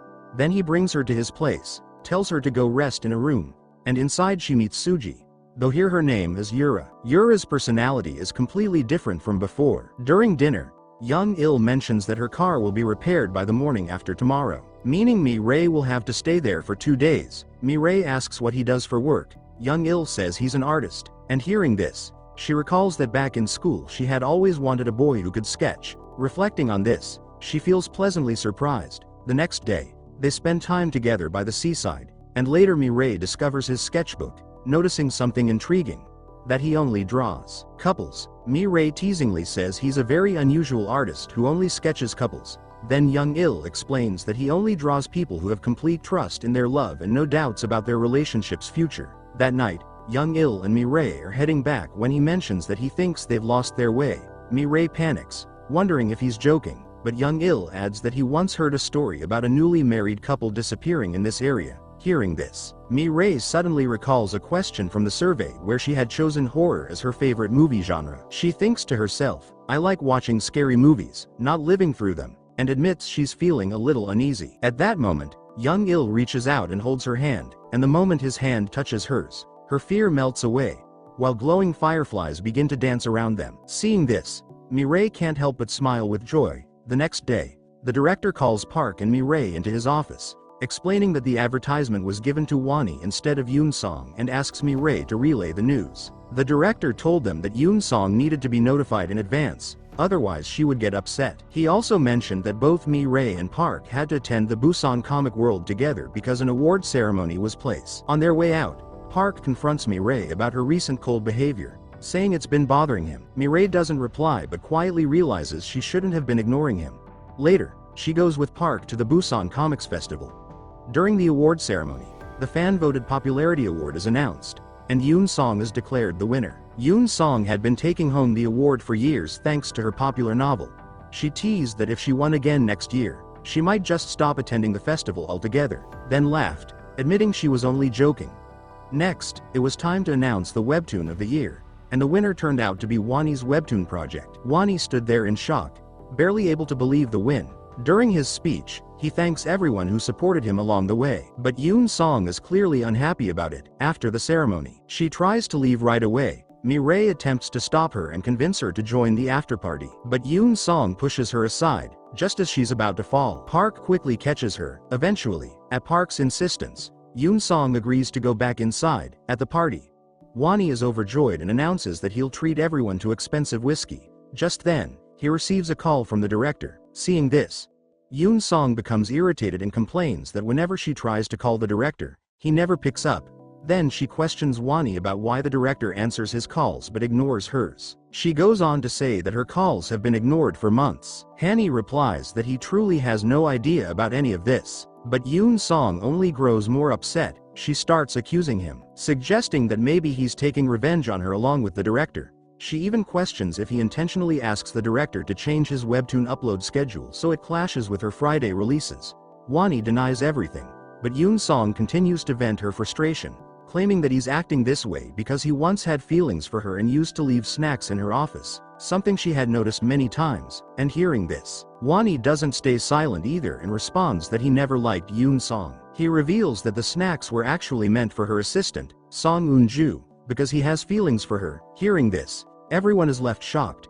Yoon-song quickly makes an excuse to go to the restroom and, before leaving, mentions that she already has a boyfriend. Later that night, she is drunk. So Mi-rae helps take her home. Just then, Yoon-song's phone starts ringing, and Mi-rae picks it up. The man on the other end immediately asks if something happened to her, and Mi-rae replies. She explains that Yoon-song drank too much at the afterparty and is now asleep in her room. The man thanks Mi-rae for looking after her, which makes her curious. So she asks who he is, and he calmly answers, "I'm Yoon-song's boyfriend." Hearing this, Mi-rae realizes that Yoon-song had been telling the truth. In the next scene, Mi-rae is sitting alone having a drink, when she receives a call from Young-il. She answers and talks to him, though slightly intoxicated. Just then, Park shows up in front of her, but in her state, she mistakes him for Young-il. She gently touches his face and says, "You actually came," she says, making Park slightly confused. He asks, "What are you doing?" And hearing his voice, Mi-rae realizes it's him, not Young-il. They both stare at each other. Then the scene shifts to the past, showing things from Park's perspective. From quietly noticing her in the office to unexpectedly running into her at a coffee shop. At first, Park thinks it's all just a series of coincidences. Back at the office, when Mi-rae picks a gift from the box, she looks genuinely happy, and watching from across the room, Park thinks to himself, out of all the gifts, she had picked the one that belonged to him, and he wonders if it was just coincidence. Another moment follows, where every morning they stand quietly together as the elevator rises. Perhaps that too was just chance. Then one night, Park notices Mi-rae working late at the office. He goes to get coffee, and at the same time, she arrives and places her order. Park admits that he kept telling himself these were all coincidences, but every time he believed that, Mi-rae would do something that pulled him back into her world again and again. Now, Park realizes he has started waiting for those little coincidences. And the story shifts back to the present. He asks Mi-rae, "What are you doing?" And she replies that she stepped out for some fresh air and was about to head back in. Park suggests that they go inside together. In the next moment, the two of them begin walking slowly toward the building, heading back to the hotel. On the way, Park asks her if things are going well with her boyfriend, and Mi-rae quickly responds, "Yes, everything is going well." Hearing that, Park says he's glad to. Later, Park drops Mi-rae at her room. He recalls overhearing a conversation between Mi-rae and Young, where Mi-rae had mentioned that she didn't even have time for a boyfriend and was still single. Park misreads this as her lying because she doesn't like him. The following morning, Yoon-song is already prepared to leave. Mi-rae hurries after her, cautiously trying to bring up last night's topic, but Yoon-song interrupts, saying, "Let's not discuss that." Quickening her pace, Mi-rae senses her discomfort with the topic and swiftly shifts the conversation. She asks if Yoon-song had called her boyfriend back. Startled, Yoon-song stops abruptly and asks, "How do you know about him?" Mi-rae explains that her phone kept ringing last night, and when she answered, a man had introduced himself as Yoon-song's boyfriend. Furious, Yoon-song yells at Mi-rae for answering someone else's call, then storms off, leaving Mi-rae to head back home. Mi-rae is spending time with Young-il, who says, "I've been in one place long enough. It's time to see where the journey takes me next. I don't know the destination, but I'll follow the road wherever it leads." He then asks, "Will you come with me?" However, Mi-rae can't stop thinking about Park and wonders, "What's happening to me?" She quietly takes off her ring. The following day during a meeting, she smiles at Park, but he turns away. Later that evening, she waits for Ji-yeon at a cafe, only to find Park there as well. Mi-rae reflects, "I was the one who pushed him away, so why am I avoiding him now?" She hesitates before turning back toward him. Mi-rae gathers her courage and strides toward him, with Park's gaze fixed on her.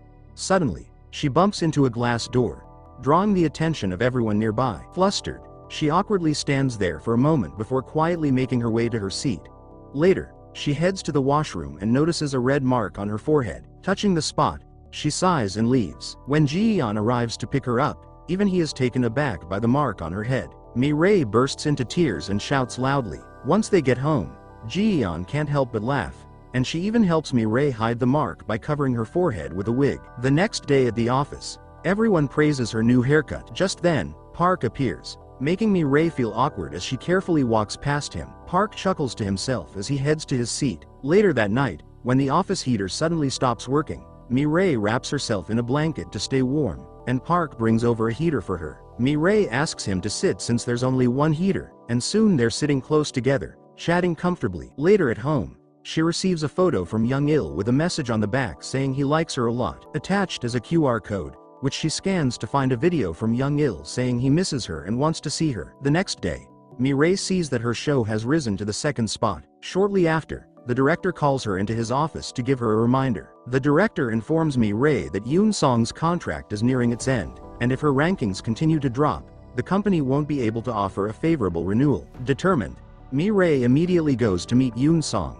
Though Yoon-song feels her career is all but over, Mi-rae reassures her, promising to bring the story back to the top. She suggests they go out to enjoy a nice meal, but they end up at the same restaurant where Wani and Park are already present, creating an awkward tension. Just as they're about to leave, Song also arrives, and seeing her, Wani steps forward and persuades everyone to stay for a meal, so they all end up eating together. Afterwards, Wani invites them to tour his studio. While he's busy showing the space to Song, Yoon-song sends Mi-rae and Park to grab some snacks. On the way, Mi-rae apologizes to Park, explaining that she doesn't have a boyfriend and got flustered because she's never been in a situation like this before. Park gently asks, "So it's true that you don't have a boyfriend, right?" Mi-rae replies, "Yes." Hearing this, Park leans in slightly and asks, "So, does that mean I can do whatever I want?" Mi-rae is momentarily speechless, unsure how to respond.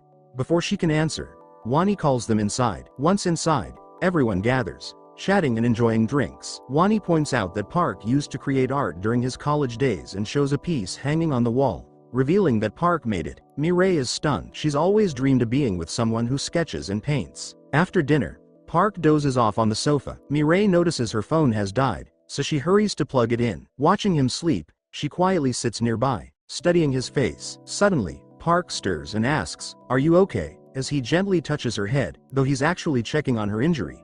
Mi-rae feels her heart race uncontrollably. The next morning, she goes for a jog, but no matter how hard she tries, she can't get Park out of her mind. Later at the office, Mi-rae heads for the elevator, but it's too crowded, so Park waits for the next one to ride with her. Once inside, he brings along her favorite coffee. Seeing his thoughtfulness, Mi-rae feels her heart soften. After work, as she tries to leave quickly, Park stops her to return the secret Santa gift, revealing that he was the one who had bought it and placed it in the box. That night, Mi-rae lies awake, unable to stop thinking about him. Just then, Park sends Mi-rae a sweet goodnight message, and she can't help but smile, feeling as if she's in a dream. Because of this, her focus starts drifting away from work, and even when she's with Yoon-song, her thoughts keep returning to Park. Meanwhile, Ji-yeon treats herself to a custom boyfriend-on-demand headset and enjoys a perfectly romantic date with a guy who genuinely cares for her, even serenading her to make the moment unforgettable. In the next scene, due to work commitments, Mi-rae has to remain in the office, even on Christmas. Mi-rae is stuck working on Christmas Day, and Park deliberately stays by her side. Once she finishes her tasks, she notices that Park is nowhere in sight. Suddenly,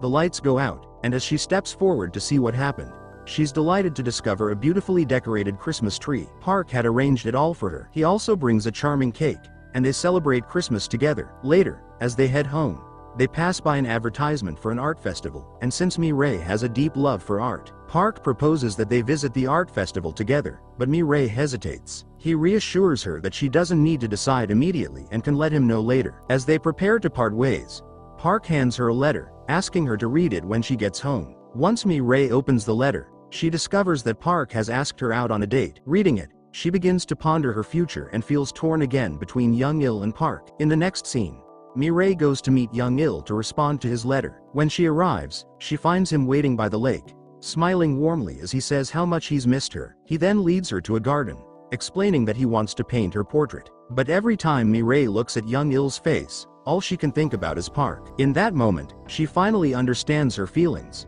She truly loves Park from the real world. Feeling guilty, she apologizes to Young-il and tells him she won't be coming back. Suddenly, he grabs her hand and says that his love for her will never change, unlike people in the real world who can change at any time. Hearing this unsettles Mi-rae, and when she returns to reality, that fear only grows stronger. She begins trying to convince herself that if she truly falls in love with Park, he might one day leave her too, just like her ex did. Because of this, Mi-rae makes up her mind. The next day at the office, she starts avoiding Park completely. He is left confused by her sudden change and approaches her to ask what's wrong, but Mi-rae simply tells him to keep his distance and walks away. Park is left standing there, unable to understand what went wrong. As days pass, both of them bury themselves in work, trying to distract their minds. They convince themselves that staying busy will help them forget each other, but in reality, they both continue to miss one another. One day at a team dinner, the director announces that the company is planning to expand into the American webtoon market, and for that,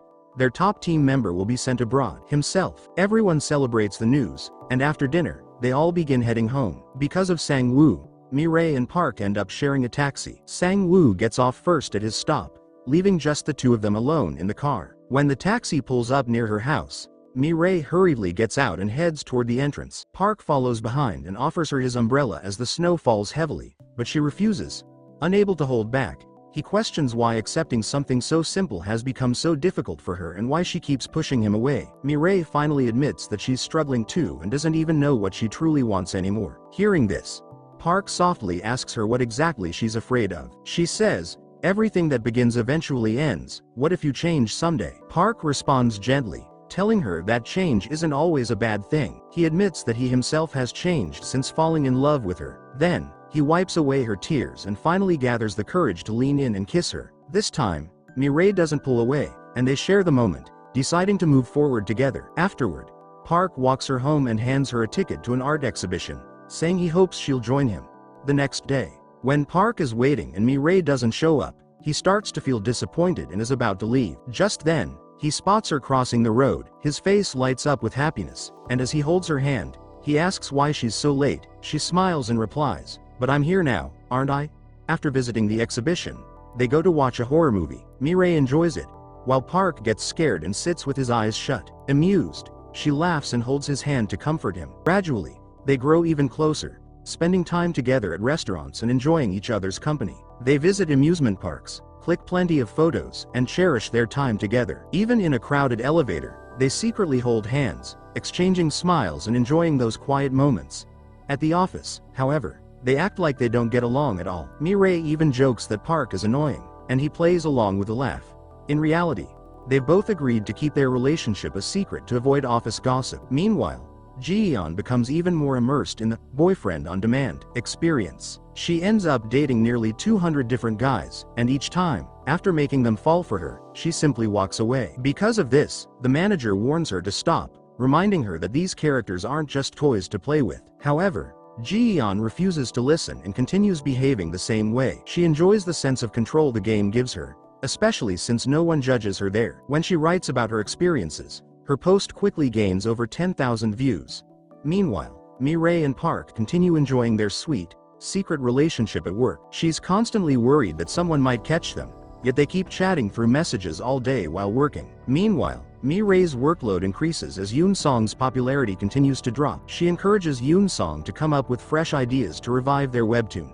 Later, Yoon-song sits down to work at night but struggles to think of anything new, feeling completely drained. Eventually, she glances at her ring and enters the virtual world, where this time her boyfriend is a chef. It's then revealed that the call she received earlier was actually from someone in that virtual world. Yoon-song becomes so absorbed in the virtual world that her attention drifts away from her work. The next day, while Mi-rae and her team are out for lunch, an advertisement for Boyfriend on Demand plays on the TV. Park makes fun of the game, wondering why any girl would even use it. Mi-rae stays quiet, but inside, she feels anxious, worried about how Park would react if he ever found out that she had also been involved in that virtual world. That night, the team plans to go out for drinks, but since Yoon-song hasn't uploaded the latest chapter yet, Mi-rae has to stay back. Park tries to come up with a reason to stay with her, but it doesn't work. Since Wani had already submitted his work on time, everyone pulls Park along with them, leaving him no choice. In the next scene, Mi-rae is still at the office when Park returns, slightly drunk, just to see her. A colleague nearly notices him,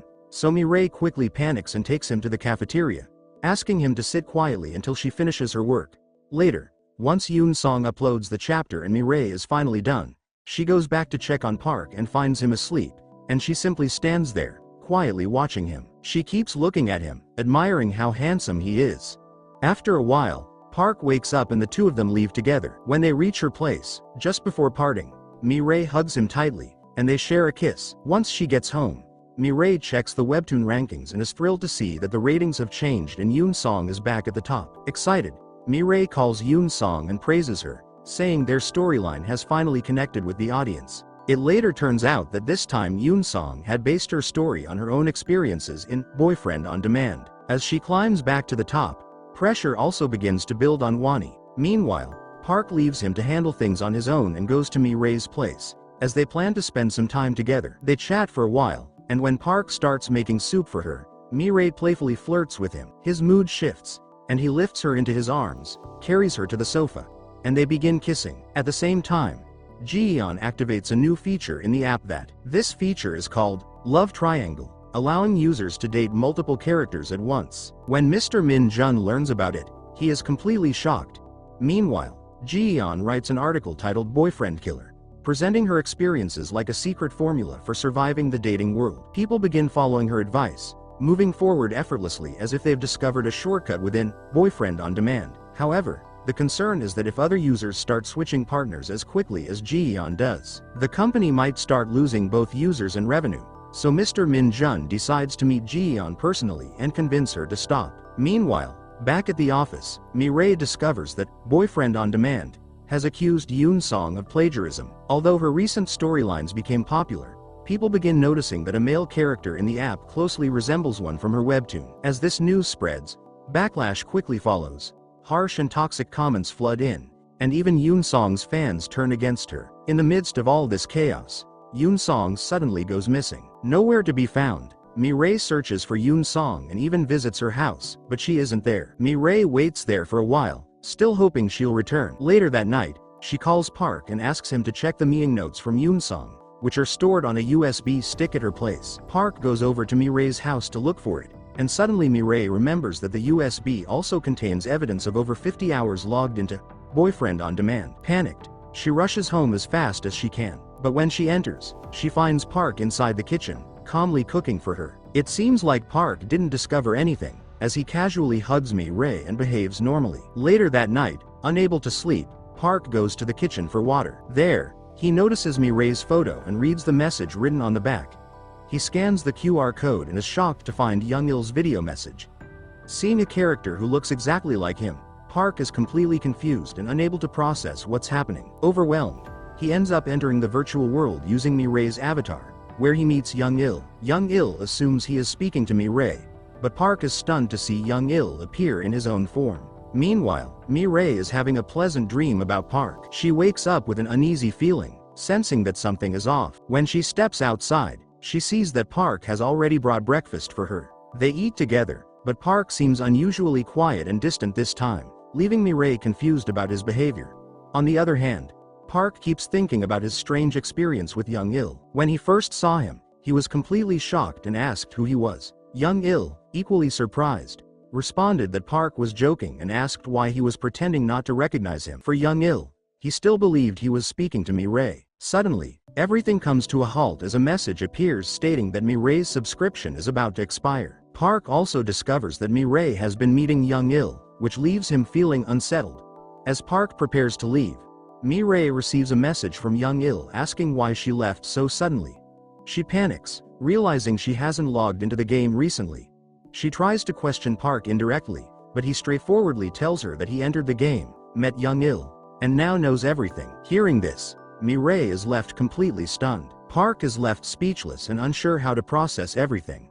Mi-rae tries to explain herself, but she struggles to properly justify why she had been dating Young-il. Park admits he doesn't understand what he's feeling at the moment and says they should talk later before walking away. After he leaves, Mi-rae immediately goes to Young-il and tells him the truth, that it wasn't her, but Park who had met him earlier. She asks what they talked about, and Young-il replies that nothing much happened. Park looked terrified, as if he had seen a ghost, and left quickly. Shortly after, Mi-rae gets a call from Song and learns that Yoon-song has gone to the office in a fit of rage. Following the controversy surrounding Boyfriend-on-Demand, she has been dismissed from the company. Enraged, Yoon-song storms into the director's office, leaving him worried she might destroy everything in sight. The entire office is thrown into chaos, and no one dares to intervene. Mi-rae arrives soon after and tries to calm her down, but Yoon-song refuses to listen. As she storms out carrying a cutout of her webtoon character, Mi-rae attempts to stop her and ends up getting hurt in the process. Park notices that Mi-rae's hand is injured.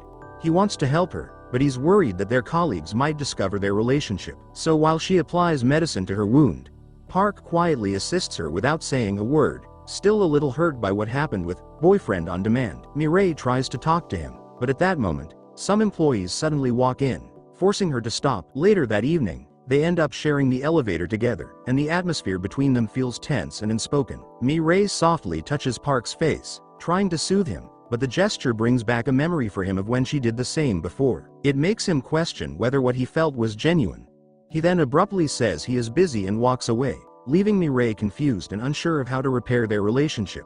Looking for guidance, she asks Ji-yeon for advice, and Ji-yeon tells her to completely ignore Park so that he will eventually come to her instead. But Mi-rae can't bring herself to follow that suggestion, as her heart refuses to go along with it. Pushing aside her pride, Mi-rae sends Park a message asking if he is okay. Meanwhile, Park is having dinner with Wani and notices her texts but chooses not to reply. Sensing his mood, Wani realizes he must have had a fight with his girlfriend. Park is surprised and asks how he even knows he has a girlfriend. Wani explains that it's obvious. He's seen Park looking at Mi-rae with clear affection multiple times. He adds that Park isn't actually angry or upset with Mi-rae, he's just frustrated because he genuinely cares about her. On the other side, when Mi-rae realizes that Park has ignored her message, she becomes hurt and chooses to distance herself from him as well. The following day at the office, The two of them act as if the other doesn't exist.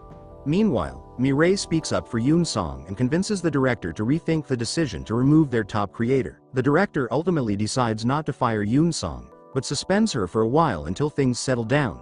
Later, Mi-rae meets Young-il and explains the situation, and he gives her some advice. He suggests that she try drawing Park's attention again using her appearance and see whether his heart still reacts to her. If it does, it would mean he still has feelings for her. Mi-rae decides to follow his advice and shows up at the office the next day wearing a stunning dress, hoping her plan will work. There, she learns that 2 reporters from Webtoon Monthly have arrived to interview the director and Park. Soon after, Park enters the office dressed sharply in a suit, instantly catching everyone's attention. Mi-rae also can't take her eyes off him, but Park, despite noticing her, simply walks past and heads off for the interview. During the interview, Park thinks to himself that she didn't need to dress so beautifully. From Mi-rae's perspective, there is no sign of his heart reacting at all. Disheartened, Young-il offers her another suggestion, to become heartless, so she won't keep getting hurt by Park. Taking his advice, Mi-rae decides to emotionally shut herself off before going to the office, as if leaving her feelings behind at home. Meanwhile, Park and Wonnie meet Mr. Min-jun to take his webtoon project further. During their discussion, the topic of boyfriend-on-demand comes up, and Park begins to understand Young-il more clearly. Through Min-jun's words, things Mi-rae couldn't fully explain start to make sense as the truth slowly unfolds. Park asks Wonnie how he would react if he discovered that his girlfriend had designed a dating program character who looks exactly like him. Wonnie answers that he would feel happy, because it would mean he fits her ideal type. Hearing this, Park begins to reconsider everything and realizes that boyfriend on demand may not be as problematic as he first believed, especially if Mi-rae's ideal partner is essentially him. Without hesitation, he leaves Wonnie mid-conversation and rushes to Mi-rae when he spots her outside. He walks up to her, pulls her into a tight embrace, and tells her he wants to be with her. At that moment, Mi-rae finally feels her heart react. Overwhelmed in the moment, Mi-rae realizes this is what she truly wants as well. They share another tender kiss, and the two finally find happiness in each other again. Meanwhile, Mr. Min-jun and his colleague visit Ji-yeon, believing she would be perfect for improving their game. However, the moment Ji-yeon arrives, Min-jun is instantly drawn to her. During the meeting, his colleague continues discussing plans with Ji-yeon, but as she is about to leave, Min-jun suddenly rushes after her and hands her his business card. As Ji-yeon watches him walk away, he trips and falls in an embarrassing way, which somehow boosts her confidence even more. The story then shifts to preparations for an upcoming award ceremony, while Mi-rae and Park's romance continues in parallel. In a storage room, they are alone together, and just as Park leans in to kiss her, Sang-woo suddenly shows up. Startled, Mi-rae accidentally pushes Park away, causing him to lose balance and grab a shelf for support. But it collapses on top of him. Sang-woo rushes him to the hospital immediately, with Mi-rae following anxiously right behind. Once they reach the hospital, Mi-rae breaks down in tears because she can't find Park anywhere. When he finally comes out with an injured hand, she rushes to him and hugs him while crying. Seeing this, Sang-woo realizes they are in a relationship and quietly leaves in surprise. Mi-rae keeps apologizing through her tears, while Park gently reassures her not to worry. Eventually, they sit together outside and openly talk about boyfriend on demand. Park admits that when he first met Young-il, he wanted to question everything from the beginning, but later realized that what truly matters is that Mi-rae ultimately chose him. He admits that he sometimes fears there could be a distance between them, but for now he wants to fully accept his feelings and live in the moment. Mi-rae also decides to let their relationship unfold naturally, without worrying about what might happen in the future. In the next scene, everyone gathers to celebrate the director's farewell as he prepares to leave for America. When Sang-woo casually mentions Mi-rae and Park's relationship, everyone laughs it off, refusing to believe they're actually dating. Just then, Yoon-song and Wonnie arrive, and Yoon-song gifts the director a mug, symbolizing that their misunderstandings have been resolved. In the end, everyone makes peace and the night ends peacefully. Finally, Mi-rae decides to properly say goodbye to Young-il. She enters the game one last time and meets him at the place where their story first began. Young-il is saddened, but he also accepts her decision and says his farewell before walking away on his own path. With that, Mi-rae lets go of her virtual relationship and chooses to fully embrace real life. Following her heart, she moves forward with Park. In the final scene, Mi-rae and Park meet in a park and are shown walking side by side, holding hands. And thus, the beautiful love story of Mi-rae and Park comes to an end. Don't forget to like and subscribe for more amazing drama stories. See you next time.